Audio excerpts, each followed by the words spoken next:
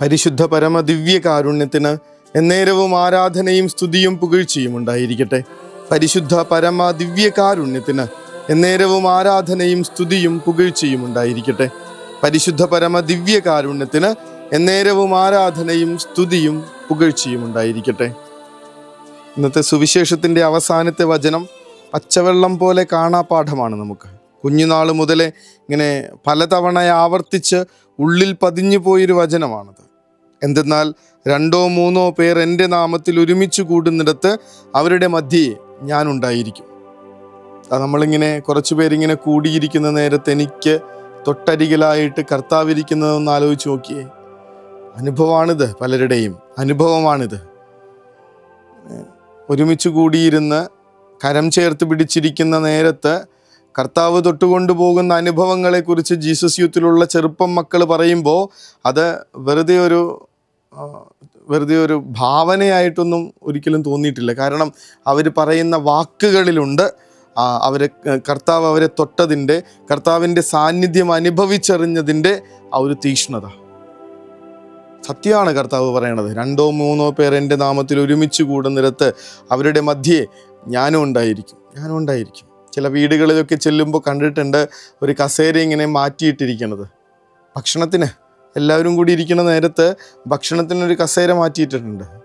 ഒരുമിച്ചിരുന്ന് പ്രാർത്ഥിക്കുന്ന നേരം, ഭക്ഷണത്തിന് മുന്നായിട്ട് പ്രാർത്ഥിക്കുന്ന നേരം ഇവരെല്ലാവരും കൂടി ആ കസേരയുടെ നേരെ തിരിഞ്ഞിരിക്കുന്നുണ്ട്. എന്നിട്ടാ പ്രാർത്ഥന. അവിടെ കർത്താവുണ്ടെന്നാണ് പറയണേ. നമുക്കങ്ങോട്ട് റിലേറ്റ് ചെയ്യാൻ പറ്റാത്ത കാര്യമാണ്. ഇതൊക്കെ ഇത്തിരി കൂടുതലല്ലേ എന്ന് ചോദിക്കും. ദൈവത്തെ തങ്ങളുടെ കൂടെ ഇരിക്കുന്ന ഒരാളായിട്ട് തിരിച്ചറിഞ്ഞിട്ടുള്ള, അനുഭവിച്ചിട്ടുള്ള മനുഷ്യരുടെ ദൈവാനുഭവത്തെ ചോദ്യം ചെയ്യാനായി അല്പവിശ്വാസികളായ നമുക്കെന്താ അവകാശം? ഇത് കർത്താവിൻ്റെ വാക്കാണ്, വാഗ്ദാനമാണ്, സ്വർഗത്തിൻ്റെ ഉറപ്പാണ്. 2-3 പേർ എൻ്റെ നാമത്തിൽ ഒരുമിച്ച് കൂടുന്നിടത്ത് അവരുടെ മധ്യേ ഞാൻ ഉണ്ടായിരിക്കും. എന്നിട്ട് ഒരുമിച്ച് കൂടിയിരുന്ന് ഇന്നത്തെ പ്രതിവചന സങ്കീർത്തനത്തിൽ നമ്മൾ ധ്യാനിക്കുന്ന ആ ഒരു വചനഭാഗം 66-ാമത്തെ സങ്കീർത്തനമാണ്. നമ്മുടെ ജീവൻ കാത്തുപാലിക്കുന്ന ദൈവം വാഴ്ത്തപ്പെടട്ടെ. അവരെ ഏറ്റുപറഞ്ഞുകൊണ്ടിരിക്കുന്ന കാര്യമാണ്. എപ്പോഴൊക്കെ അവർ ഒരുമിച്ച് കൂടിയിട്ടുണ്ടോ ആ സമയത്തൊക്കെ അവർ ഈ കർത്താവിനെ വാഴ്ത്തി സ്തുതിച്ച് പാടുന്ന കാഴ്ച നമ്മൾ കാണും. ഇങ്ങനെയായിരുന്നു ക്രൈസ്തവ സഭയുടെ തുടക്കം. തങ്ങളെ ക്രിസ്തു വിട്ടുപോയെന്നൊരു ചിന്ത പോലും അവർക്ക് വരാത്ത വിധത്തിൽ അവരുടെ ഓരോ കൂട്ടായ്മകളിലും കർത്താവ് അവരുടെ കൂടെ ഉണ്ടായിരുന്നു എന്ന് വചനം പറയുന്നുണ്ട്.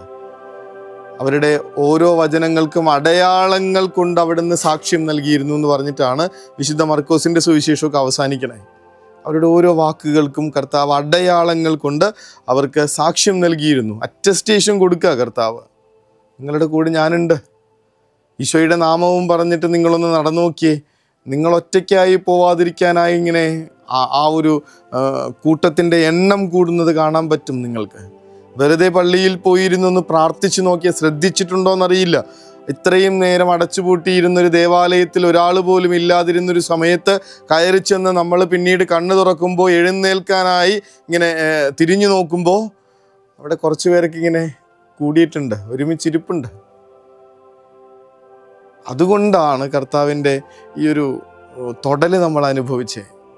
2-3 പേരൊക്കെ കർത്താവിൻ്റെ നാമത്തിൽ ഒരുമിച്ച് കൂടി അവനോടിങ്ങനെ സംസാരിച്ചുകൊണ്ടിരിക്കുക, നന്ദി പറഞ്ഞുകൊണ്ടിരിക്കുക, കർത്താവിനെ ആരാധിച്ചുകൊണ്ടിരിക്കുക. സുവിശേഷം തുടങ്ങുന്നത് നിങ്ങളിൽ ആരെങ്കിലും ഇങ്ങനെ തെറ്റ് ചെയ്തിട്ട് അവനെ തിരുത്താൻ ശ്രമിക്കുന്നതിൻ്റെ കാര്യമൊക്കെ പറയാൻ വേണ്ടിയിട്ടാണ്. 2-3 പേർ ചേർന്ന് എൻ്റെ സ്വർഗസ്ഥനായ പിതാവിനോട് എന്തെങ്കിലും ചോദിച്ചാൽ തീർച്ചയായിട്ടും അവിടുന്ന് അത് ചെയ്തു തരുമെന്നാണ് കർത്താവ് പറയണേ.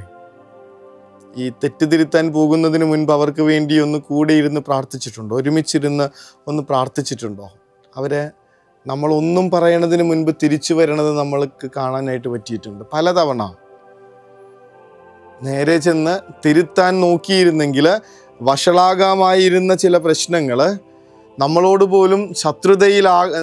ശത്രുതയിൽ പോലും ആകാമായിരുന്ന ചില പറഞ്ഞു കൊടുക്കലുകൾ കർത്താവിൻ്റെ മുൻപിൽ ചെന്നിരുന്ന് ആ ഒരു മനുഷ്യനെ സമർപ്പിച്ച് പ്രാർത്ഥിച്ചിട്ട് അയാളുടെ അടുത്തേക്ക് ചെല്ലുമ്പോൾ അയാൾ നമ്മളെ വെൽക്കം ചെയ്യുന്ന രീതിയൊക്കെ പലതവണ കണ്ടിട്ടുള്ളത്.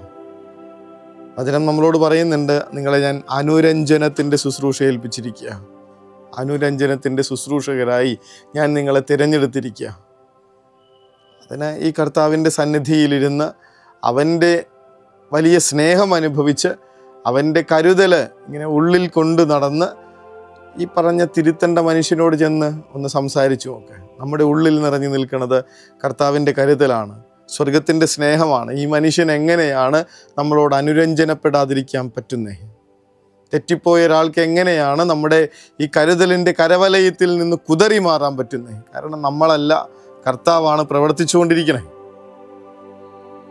ഒന്ന് വിശ്വസിച്ചിട്ട് കർത്താവിൻ്റെ തിരുമുൻപിൽ എല്ലാ ദിവസവും ഒരിത്തിരി നേരം മാറ്റിവെക്കണമെന്ന് പറയണതിൻ്റെ കാരണം ഇതാണ്. കുടുംബം ഒരുമിച്ച് പ്രാർത്ഥിക്കണമെന്ന് പറയണതിൻ്റെ കാരണം ഇതാണ്. ഒരുമിച്ച് ഒരിത്തിരി നേരം എല്ലാവരും കൂടി വട്ടം കൂടിയിരുന്ന് കർത്താവിൻ്റെ തിരുഹൃദയ നടയിലേക്ക് നോക്കി പ്രാർത്ഥിക്കുമ്പോൾ അവൻ്റെ നാമത്തിലാണ് നമ്മൾ ഒരുമിച്ച് കൂടിയേക്കണേ. അവനവിടെ ഉണ്ട്. എൻ്റെ കുടുംബത്തിൽ ക്രിസ്തു കടന്നു വരാനായിട്ടുള്ള ഏറ്റവും നല്ല വഴിയായി പറയണത് കുടുംബ പ്രാർത്ഥന. അത് മുടക്കുമ്പോൾ ദൈവ സാന്നിധ്യമില്ലാതായി പോകുന്നുണ്ട്. കുടുംബത്തിലെ ലഭിക്കാവുന്നതിൽ വെച്ച് ഏറ്റവും വലിയ അനുഗ്രഹം വേണ്ടെന്ന് വെച്ചിട്ട് നമ്മുടെ കുടുംബത്തിൽ പിന്നെ വേറെ എന്ത് കാര്യങ്ങൾ നടത്തിയിട്ടെന്താ? എത്രമാത്രം മോഡിഫിക്കേഷൻ ഉണ്ടാക്കിയിട്ടെന്താ? എത്ര വലിയ വീട് കെട്ടിയിട്ടെന്താ? എത്ര നല്ല സ്റ്റിക്കറുകൾ ഒട്ടിച്ചിട്ട്, എത്ര നല്ല ഭംഗിയായി ടൈലുകൾ വിരിച്ചിട്ട്, എത്ര നല്ല മുറികൾ ഉണ്ടാക്കിയിട്ട് എന്താ കാര്യം? ആ ഒരു പ്രാർത്ഥനാമുറിയുടെ ചൈതന്യത്തിൽ വീട്ടുകാരെല്ലാവരും ഒരുമിച്ച് കൂടിയിരുന്നൊന്ന് പ്രാർത്ഥിക്കുന്ന നേരത്ത് സ്വർഗത്തിൻ്റെ സകല വരപ്രസാദങ്ങളുമായി, സ്വർഗീയ അനുഗ്രഹങ്ങളുമായി, സ്വർഗത്തിൻ്റെ സൗന്ദര്യവുമായി, ആ ഒരു സ്വർഗത്തിൻ്റെ ഭംഗിയുണ്ടല്ലോ, അത് നമ്മുടെ കുടുംബത്തിലേക്ക് വന്നു ചേർന്ന കാര്യമാണ് പറയണേ. വിശുദ്ധമായ സ്നേഹമായി വലിയ പ്രയാസങ്ങളെ അതിജീവിക്കാൻ പറ്റുന്ന വിധത്തിൽ സ്വർഗത്തിൻ്റെ ഒരു കോട്ട കണക്ക് കർത്താവ് ഇറങ്ങി വരുന്നത് നമുക്ക് അനുഭവിച്ചറിയാൻ പറ്റും. അതൊക്കെ വിട്ടുകളഞ്ഞുകൊണ്ട് നമ്മുടെ കുടുംബത്തിൽ അസ്വസ്ഥതയാണെന്നും പ്രയാസങ്ങളാണെന്നും ബുദ്ധിമുട്ടുകളാണെന്നും പരസ്പരം കലഹങ്ങളാണെന്നും മനസ്സിലാക്കുന്നില്ല എന്നും തെറ്റിദ്ധരിക്കുന്നു എന്നൊക്കെ പറഞ്ഞിട്ട് കാര്യമുണ്ടോ? അനുരഞ്ജനത്തിൻ്റെ ശുശ്രൂഷ നമ്മളെ ഏൽപ്പിച്ച കർത്താവ് നമ്മുടെ ഇടയിൽ ഇല്ലെങ്കിൽ എങ്ങനെയാണ് കലഹങ്ങളില്ലാതിരിക്കുക, തെറ്റിദ്ധാരണകളില്ലാതിരിക്കുക, പ്രശ്നങ്ങളും പ്രയാസങ്ങളും വഷളാവാതിരിക്കുക? വിളിക്കണം കർത്താവിനെ, ഒരുമിച്ചിരുന്ന് അവൻ്റെ നാമത്തിലൊന്ന് ഒരുമിച്ച് കൂടിയിരുന്നാൽ മാത്രം മതി ഞാൻ അവിടെ ഉണ്ടാവുമെന്ന് കർത്താവ് പറയണേ. അപ്പോൾ പ്രാർത്ഥിച്ചാലോ ഇരട്ടിയാ ഫലം. വിട്ടുകളയാതിരിക്കാനായിട്ടുള്ള ഒരു ഓർമ്മപ്പെടുത്തലുണ്ട്. ഒരിക്കലും വിട്ടുകളയാൻ പാടില്ലാത്തൊരു കാര്യമാണ് ഒരുമിച്ചിരുന്നുള്ള ഈ കുടുംബ പ്രാർത്ഥന. കർത്താവെ, ഒരുമിച്ചിരുന്ന് ഞങ്ങൾ അങ്ങയുടെ സാന്നിധ്യം അനുഭവിക്കാൻ ഇടവരുന്ന ഇടങ്ങളായി ഞങ്ങളുടെ കുടുംബങ്ങളെ മാറ്റി തീർക്കണമേ എന്നുള്ള വലിയ അപേക്ഷയോടുകൂടെ കർത്താവിൻ്റെ അനുഗ്രഹം സ്വീകരിക്കാനായി മുട്ടിന്മേലായി. ദിവ്യകാരുണ്യ സ്നേഹമേ, പരിശുദ്ധ സ്നേഹമേ, പരിശുദ്ധ പരമദിവ്യകാരുണ്യമേ, അനന്ത സ്നേഹമേ, പരിശുദ്ധ പരമദിവ്യകാരുണ്യമേ, പരിശുദ്ധ പരമദിവ്യകാരുണ്യത്തിന് എന്നേരവും ആരാധനയും സ്തുതിയും പുകഴ്ചയും ഉണ്ടായിരിക്കട്ടെ. പരിശുദ്ധ പരമദിവ്യകാരുണ്യത്തിന് എന്നേരവും ആരാധനയും സ്തുതിയും പുകഴ്ചയും ഉണ്ടായിരിക്കട്ടെ. പരിശുദ്ധ പരമദിവ്യകാരുണ്യത്തിന് എന്നേരവും ആരാധനയും സ്തുതിയും പുകഴ്ചയും ഉണ്ടായിരിക്കട്ടെ. നിർബന്ധമാക്കേണ്ട ഒരു ശീലമാണിത്. എപ്പോഴെങ്കിലും ആ ദിവസത്തിൽ എപ്പോഴെങ്കിലും ഒന്നൊരുമിച്ച് വീട്ടുകാരെല്ലാവരും കർത്താവിൻ്റെ തിരുനടയിൽ കൂടുന്നുണ്ടെന്നുള്ള ഒരു നിർബന്ധം. ഭക്ഷണം, ചോറ് ഒക്കെ വീട്ടിൽ നിർബന്ധമാണെന്നുള്ളത് പോലെ തന്നെ ഇതൊക്കെ ഒന്ന് നിർബന്ധമാക്കിയേ പറ്റുള്ളൂ എന്നേ. എപ്പോഴെങ്കിലും, അത് ഏറ്റവും നല്ലത് കുടുംബ പ്രാർത്ഥന ഒരുമിച്ച് ചൊല്ലുന്ന സമയമാണ്. എല്ലാവരും ഒന്ന് ഒരുമിച്ച് കൂടുന്ന നേരം ദൈവം ഇറങ്ങി വരും. അതാണ് കർത്താവിൻ്റെ വാഗ്ദാനം. സ്വർഗത്തിൽ നിന്ന് കർത്താവ് ഇറങ്ങി വരും.